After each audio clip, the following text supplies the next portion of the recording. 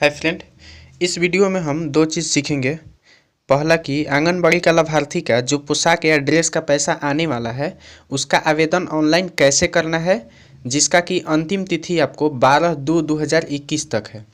तथा दूसरा हम यह भी सीखेंगे कि अपने आंगनबाड़ी में नए लाभार्थी का नाम किस प्रकार से जोड़ना है ताकि उसका OTP भी आए और उसे THR तथा अन्य लाभ भी मिले। तो ध्यान दीजिए, दोनों प्रकार के आवेदक, चाहे वो पोशाक राशि के लिए आपको ऑनलाइन आवेदन करना है या फिर किसी अन्य लाभार्थी को, किसी नए लाभार्थी को अपने आंगनबाड़ी में जोड़ना है, दोनों का ऑनलाइन फॉर्म एक ही तरह से भरा जाता है, जो कि अभी आपको आगे इस वीडियो में बताया जाएगा। एक बात और ध्यान दीजिएगा कि अभी जिस लाभार्थी का फॉर्म आप भरिएगा, यदि उसके घर के किसी और अन्य सदस्य का फॉर्म पहले से किसी आंगनबाड़ी में भरा जा चुका है तो आपको इस लाभार्थी के लिए नया फॉर्म को भरने का कोई ज़रूरत नहीं है, क्योंकि इस लाभार्थी का नाम उसके परिवार का जो पहले से फॉर्म भरा गया था उसी में जोड़ देना है आपको इस लाभार्थी को भी। यानी कि पहले से रजिस्टर्ड परिवार में ही नए लाभार्थी का नाम आपको जोड़ देना है।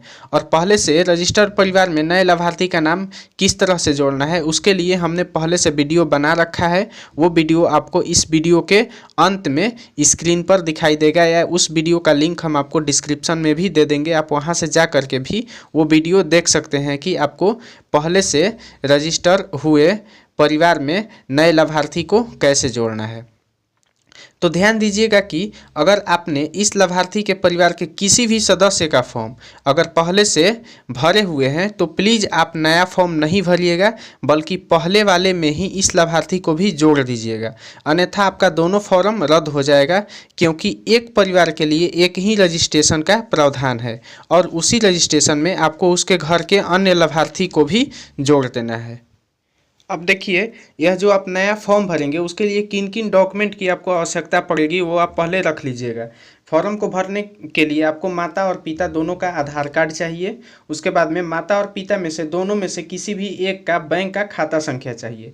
उसके बाद में उसके घर का एक मोबाइल नंबर चाहिए जो कि हमेशा चालू हालत में रहे। ऐसा नहीं कि आज मोबाइल चालू है फिर 1 महीने बाद वो मोबाइल बंद हो जाए, वरना उस पर OTP नहीं आ पाएगा।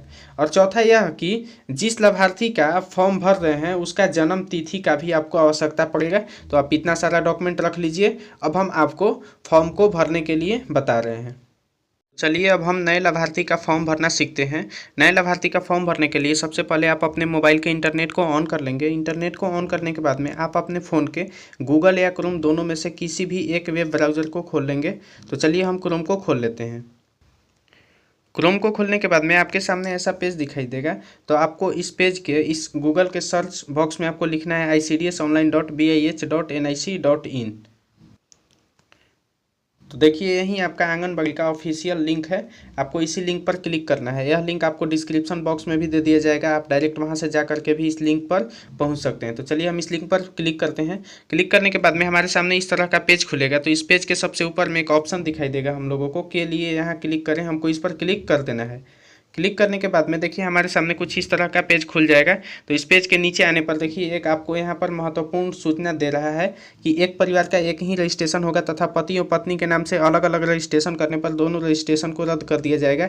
इसे अति आवश्यक समझे। जैसा कि हमने आपको पीछे भी पहले भी बता दिया है कि एक परिवार के लिए आपको एक ही फॉर्म को भरना है, अर्थात एक ही रजिस्ट्रेशन को करना है। और उसी रजिस्ट्रेशन में आपको उसके परिवार के जितने भी लाभार्थी होंगे, अगर उनके घर पर 2-4 बच्चा का करना है या फिर गर्भवती महिला होंगी या धात्री महिला, जितना भी उसके घर पे लाभार्थी होंगी सबको उसी एक ही फॉर्म में जोड़ना है। उसके लिए हमने अलग से वीडियो भी बना दिया है। आपको वो वीडियो इसके लास्ट में मिल जाएगा, इस वीडियो के लास्ट में मिल जाएगा और उसका डिस्क्रिप्शन लिंक में भी मिल जाएगा। तो चलिए अब हम फॉर्म भरने के लिए नीचे आते हैं। तो नीचे आने पर देखिए हमारा एक ऑप्शन दिखाई देता है, प्रपत्र भरने के लिए यहाँ क्लिक करें।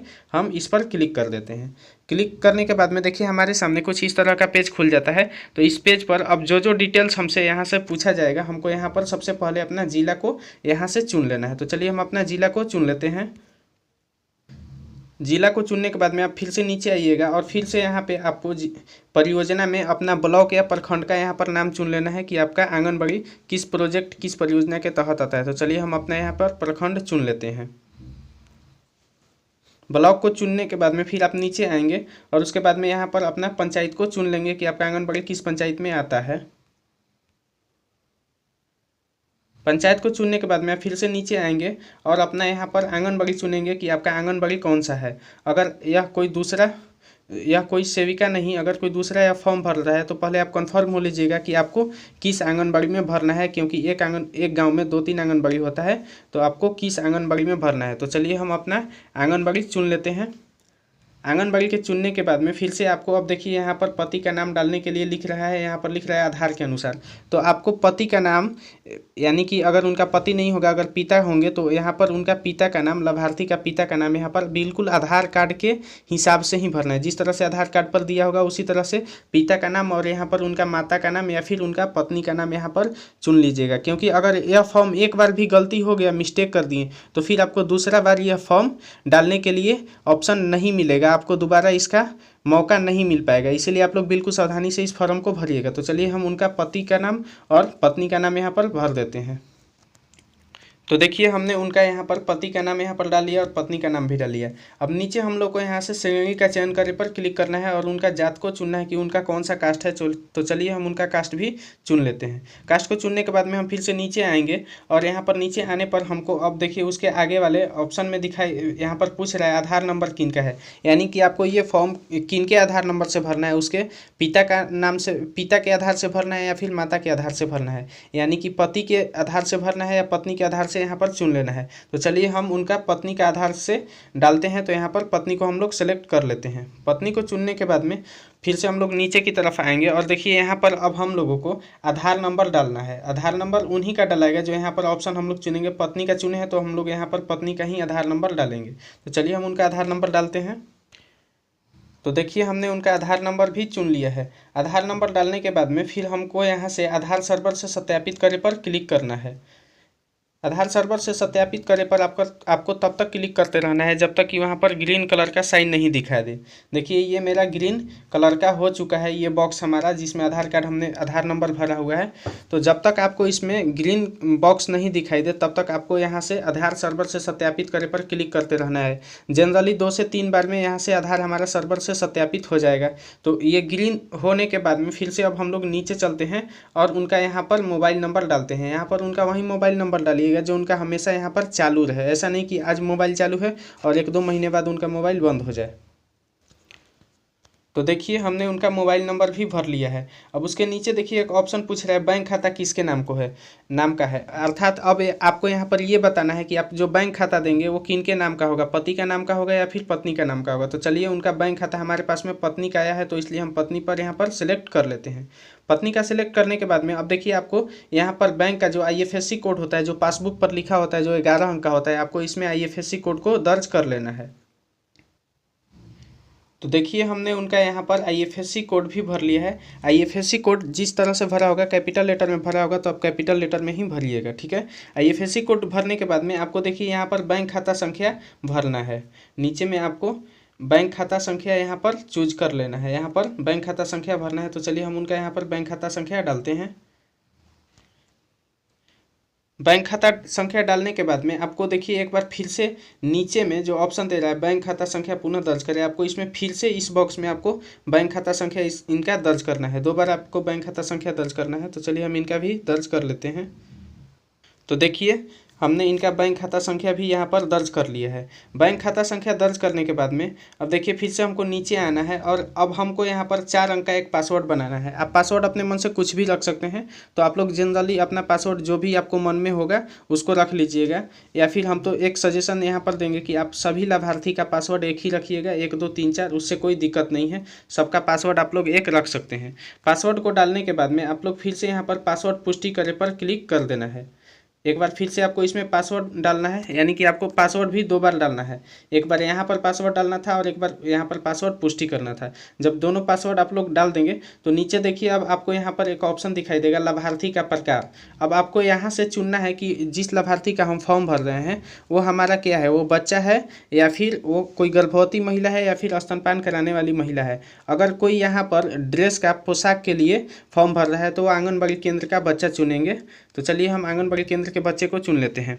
बच्चे को चुनने के बाद में अब फिर यहाँ से देखिए उस बच्चे का नाम डालना है और उसका जन्म का वर्ष कि वो किस साल में जन्म हुआ, 2020 में हुआ है, 17 में हुआ है, 18 में, या किस साल में हुआ है, यहाँ पर उसका वर्ष डाल देना है। तो चलिए हम बच्चे का नाम डाल लेते हैं। तो देखिए हमने बच्चे का नाम डाल लिया। अब हम यहाँ से उसका वर्ष चुनते हैं। तो देखिए इसका जन्म वर्ष अक्टूबर 2017 है, तो केवल यहाँ पर हम लोग 2017 चुनेंगे, क्योंकि यहाँ पर केवल वर्ष को डालना है। उसके बाद में देखिए हम लोग नीचे को चुनना है कि यह लड़का है या लड़की, तो यहाँ पर हम लोग लड़का रहने देते हैं, लड़का चुन लेते हैं। अब देखिए यहाँ से आप लोग को जो यहाँ पर दिया है लाभार्थी आंगनबाड़ी से जुड़ा है में जो ये नो दिया है, आपको इसमें इस साइड से क्या करना है कि यहाँ से ऑप्शन को सिलेक्ट कर लेना है यस का। देखिए यस का सिलेक्ट करना है।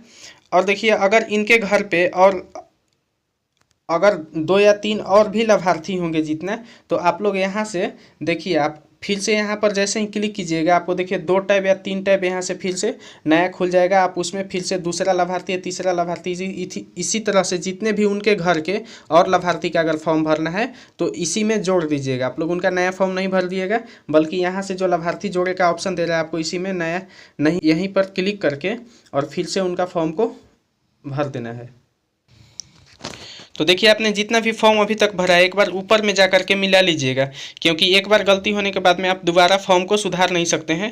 तो देखिए हमने सारा चीज़ अपना मिला लिया है। मिलाने के बाद में अगर आपका सारा चीज़ सही हो तो उसके बाद में अब आपको यहाँ पर क्लिक कर देना है। मैं घोषणा करता हूँ, इस पर टिक का निशान लगा देना है। टिक का निशान लगाने के बाद में देखिए आपको यहाँ पर ग्रीन कलर का कैप्चा कोड दिखाई देगा, तो उस कैप्चा कोड को यहाँ पर आपको इस बॉक्स में दर्ज कर लेना है। जिस तरह से कैप्चा कोड दिया होगा कैपिटल लेटर में तो कैपिटल लेटर में, अगर स्मॉल लेटर में दिया होगा तो आप स्मॉल लेटर में कैप्चा कोड को भर लेंगे। तो चलिए हम कैप्चा कोड को भर लेते हैं। तो देखिए हमने कैप्चा कोड को भी भर लिया है। कैप्चा कोड को भरने के बाद में आप रजिस्टर करे पर क्लिक कर देंगे। जैसे ही आप रजिस्टर करे पर क्लिक करते हैं तो देखिए आपके सामने कुछ इस तरह का पेज खुल जाएगा। तो देखिए आपको यहाँ ओके पर क्लिक कर देना है।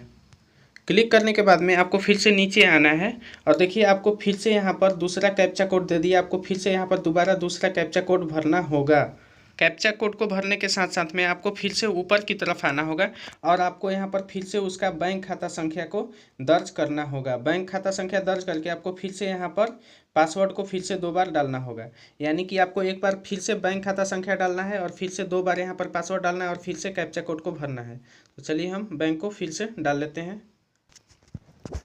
तो देखिए हमने फिर से उनका बैंक का खाता संख्या डाल दिया है और उसके बाद में फिर से हमने उनका 4 अंकों का पासवर्ड यहाँ पर डाल दिया है। उसके बाद में फिर से आप लोग को एक बार फिर से कैप्चा कोड मिला लीजिएगा कि वहीं आप लोग कैप्चा कोड डाले हैं नहीं। कैप्चा कोड डालने के बाद में आपको फिर से अब रजिस्टर करे पर क्लिक कर देना है। यहाँ पर जो ऑप्शन दे रहा है रजिस्टर करे का, आपको इस पर क्लिक कर देना है। जैसे ही आप रजिस्टर करे पर क्लिक कीजिएगा आपके सामने ऐसा पेज दिखाई देगा। तो अब इस पर यहाँ पर जो आपको एक प्रिंट का ऑप्शन दिखाई दे रहा है, अब आपको यहाँ से एक इसका प्रिंट निकाल करके रख लेना है और सेव करके रख लेना है। उसके बाद में आपको एक इसका स्क्रीनशॉट भी ले लेना है और आप इसको एक कॉपी पर अलग नोट कर लीजिएगा, क्योंकि इसका आगे बहुत ही ज़रूरी आपको काम पड़ सकता है। तो इस तरह से हमने सीखा कि लाभार्थी के फॉर्म को कैसे भरा जाए। लाभार्थी को फॉर्म को भरने के बाद में अब आपको तुरंत 1 दिन के बाद में आपको इसका सत्यापन भी करना होगा। तो सत्यापन किस तरह से करना है, आपको स्क्रीन पर आपको एक वीडियो दिखाई देगा, वो स्क्रीन पर वीडियो को आप देख करके सत्यापित कर लीजिएगा, या फिर उसके लिए भी हम एक आपको नया वीडियो बना देंगे। इस वीडियो को देखने के लिए आपका धन्यवाद। और इस वीडियो में अगर आपको जहाँ कहीं पे भी समझ में नहीं आया हो तो आप अपने प्रश्न को कमेंट बॉक्स में लिखेंगे, हम उसका जल्द से जल्द जवाब देने का कोशिश करेंगे। इस वीडियो को आप दूसरे लाभार्थी के पास भी शेयर कर दीजिएगा, ताकि वो भी अपना इस तरह से इस वीडियो को देख करके जल्दी से अपना फॉर्म को भर सके।